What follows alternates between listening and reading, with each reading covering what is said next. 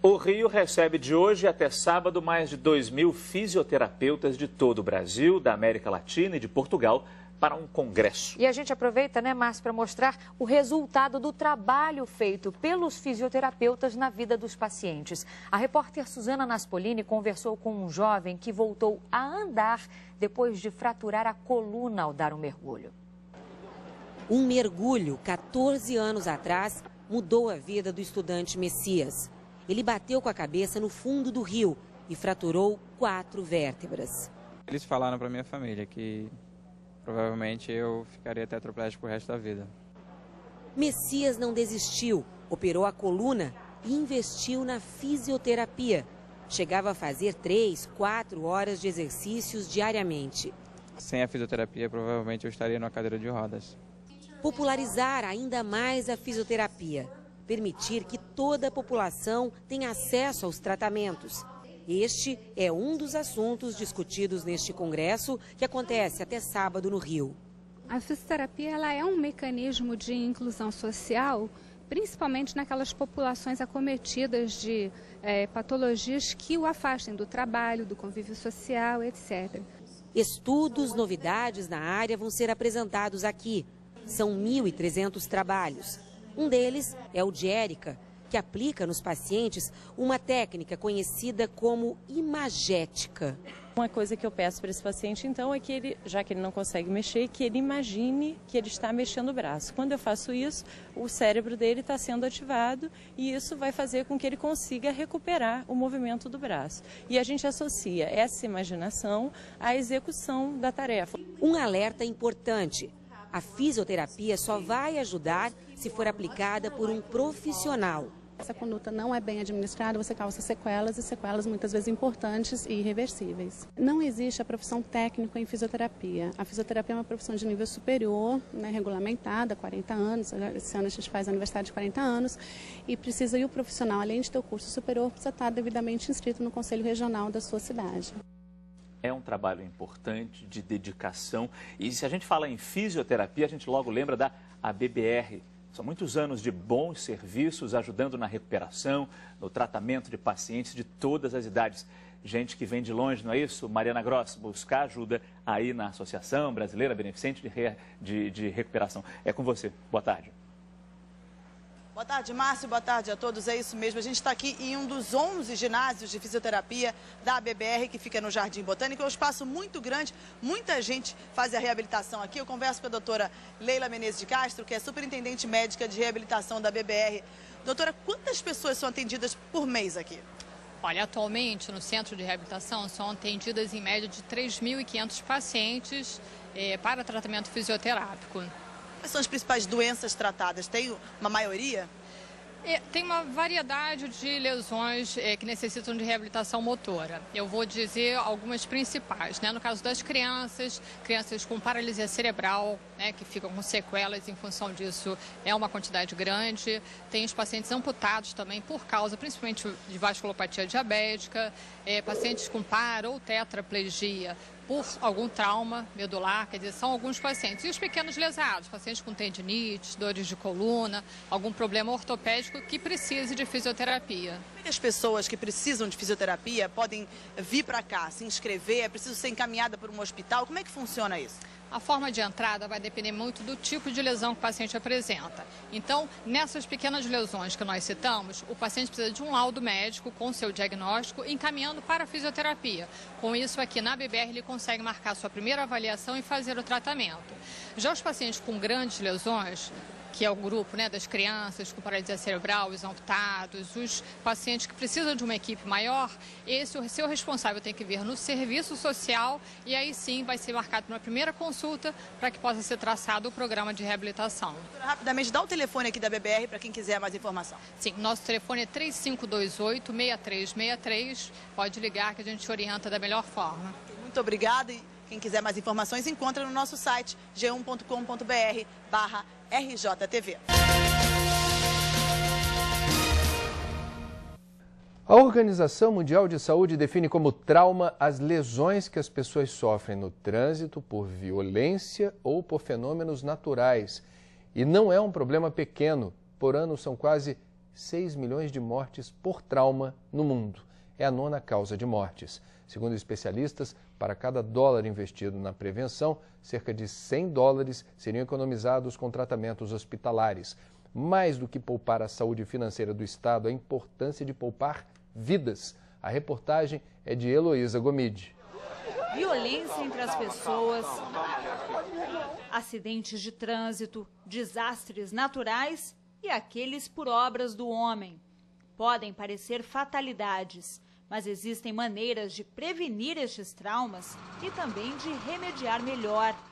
Este especialista em traumatologia está coordenando um fórum no Rio de Janeiro que vai definir os padrões internacionais de atendimento pré-hospitalar. Talvez um dos maiores problemas de saúde pública hoje na Terra seja o trauma. E a Organização Mundial da Saúde está alerta a isso, está, por este motivo, organizando este fórum global com experts do mundo inteiro para criar as recomendações para um planeta mais seguro e saudável e com melhor atendimento ao traumatizado. Um bom atendimento pode evitar também sequelas. Por ano no mundo, mais de 60 milhões de pessoas passam a carregar consequências de um trauma. Esta clínica de fisioterapia do Rio de Janeiro recebe principalmente pacientes que foram vítimas de violência e acidentes de trânsito. E está provado que medidas simples como a imobilização da coluna cervical podem diminuir pela metade os riscos de uma lesão na medula. É fundamental, primeiro, para a sobrevivência do paciente e para minimizar as sequelas que vêm depois desse acidente, e a qualidade de vida pós-trauma será muito melhor se o atendimento inicial for bem realizado. Daniele foi vítima de uma bala perdida na favela da Rocinha e não teve cuidados pré-hospitalares. Foi pegada, jogada dentro de um carro, entendeu? Quer dizer, não foi imobilizada, passou praticamente uma noite lá dentro do hospital, entendeu? Quer dizer, eu acho que ela não teve um atendimento correto. Qual que é o seu principal objetivo atualmente? Pô, meu principal mesmo é sair dessa cadeira. 4 anos depois de um grave acidente de carro, Arthur voltou a andar. Ele foi atendido por socorristas treinados na primeira hora após o trauma, chamada Hora de Ouro, por ser fundamental para a reabilitação. Não mexeram comigo, colocaram o cordão cervical em mim e tudo, entendeu? Foi bem eficaz. Só para traumas de trânsito são gastos 500 bilhões de dólares por ano. Nos cálculos da OMS, se 100 bilhões fossem investidos em prevenção, com campanhas para que os motoristas sejam mais cautelosos, o risco de trauma seria reduzido em quase 70%. Muitos países desenvolvidos, como Suíça, Alemanha, Japão, áreas dos Estados Unidos, têm sistemas de atenção ao traumatizado que salvam vidas e evitam as sequelas.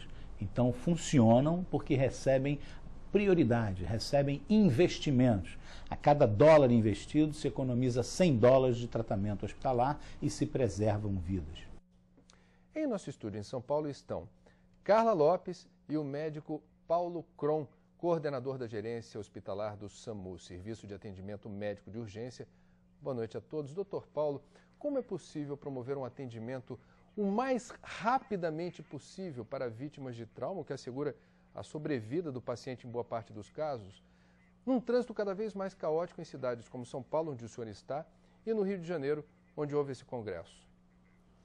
Boa noite, André. Boa noite, telespectadores. Realmente, os avanços que São Paulo fez para resolver essa questão do tempo de atendimento vem já desde 2003. Há 5 anos atrás, nós tínhamos 35 minutos do tempo crítico de atendimento para atender a vítima e hoje nós já temos 18 minutos. Mas por que isso? Porque nós dobramos o número de bases do SAMU aqui em São Paulo, nós dobramos o número de médicos também aqui e o número de ambulâncias. Hoje nós temos 177 ambulâncias. O nosso aparato, do ponto de vista estrutural, é com certeza o maior do país. Então a cidade de São Paulo tem avançado muito para diminuir esse tempo de atendimento. Nós pretendemos, agora nós estamos com 18 minutos e agora pretendemos chegar nos 10 minutos.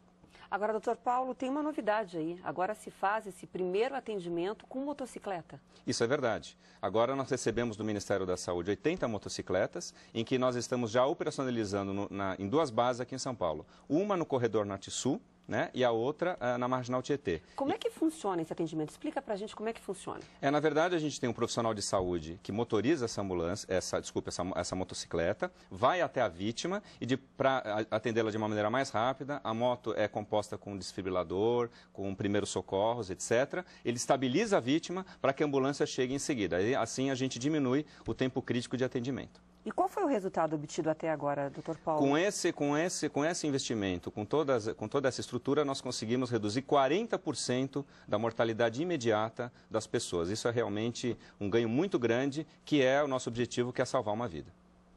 Doutor Paulo, quem cuida de paciente em qualquer circunstância, especialmente nessa de trauma, é médico. Agora, em alguns países do mundo é incrível como a população em geral, isso começa nas escolas, recebe informação relevante de primeiros socorros, de como proceder até que chegue a equipe especializada. Qual é a visão do senhor e que explicação existiria para o fato de que a maioria absoluta dos brasileiros não sabe o que fazer e muitas das vezes age da forma mais equivocada possível? Por exemplo, um acidente de trânsito, a gente vê que há todo um cuidado de imobilizar a pessoa. Não se sabe se há algum trauma, alguma fratura na vértebra, na coluna. Pega-se a pessoa no Brasil de qualquer jeito para tirar do meio da rua, botar no canto. Por que no Brasil a gente é tão ignorante em relação a esse tema? Olha, eu posso dizer que aqui no SAMU, em São Paulo, nós temos um vínculo grande com a comunidade, com as escolas. Nós fazemos curso de capacitação para a população de primeiros socorros. Nós trabalhamos com crianças e adolescentes, principalmente, para eles entenderem a importância do chamado do 92, que é o nosso dígito em que a pessoa liga para ter o seu atendimento. Então, assim, nós estamos percebendo uma sensibilização maior das pessoas, mas é evidente que nós temos que aumentar essas campanhas cada vez mais para que mais pessoas entendam o que está acontecendo em relação aos traumas e também como mobilizar a vítima. De fato, nós não podemos pegar a vítima, popularmente dizendo, de qualquer maneira, porque nós podemos lesar a coluna, etc. Então, todos esses ensinamentos estão sendo feitos nas escolas aqui de São Paulo, junto com o SAMU de São Paulo. Doutor Paulo, boa noite. Por favor, de onde vocês pegaram esse know-how, né, esse conhecimento todo para aplicar em São Paulo e vocês já pensaram em passar esse conhecimento, esse know-how para outras cidades do país, como aqui em Brasília, por exemplo? Monforte, boa noite para você. Eu tenho a impressão de que outras cidades também fazem esse trabalho. É que a gente, na verdade, começou dentro de uma cidade bastante complexa, com 11 milhões de pessoas, evidentemente com muitos atendimentos. Pra vocês terem uma ideia, o SAMU de São Paulo recebe 9 mil chamados por dia. 9 mil chamados por dia. E disto gera 1.500 atendimentos de urgência e emergência. Quer dizer, é um mundo muito grande. Então, se nós conseguirmos educar a população, né, fazer com que a população se sensibilize para a questão do trauma, para o entendimento do suporte básico de vida que a gente fala, é um ganho para todos, inclusive para a cidade de São Paulo. Então, nós estamos investindo fortemente na educação, porque entendemos que é o caminho também para a gente diminuir a mortalidade nos traumas. E o que as pessoas precisam saber, doutor Paulo, em termos de prevenção de traumas? O importante é sempre, quando vir um acidente, não mexer na vítima, não pode mexer na vítima, né? Tem que, na verdade, ligar para o 92 e esperar o socorro imediato, que é o correto. Não deve mexer na vítima. Existem pessoas que são profissionais de saúde, evidentemente, que podem estar lidando com essa situação, mas a gente recomenda para não mexer e chamar o 92. Ok, muito obrigada. Esse, então, o Dr. Paulo Cron, o coordenador da Agência Hospitalar de SAMU. Muito obrigada. Muito obrigado. Boa noite a vocês.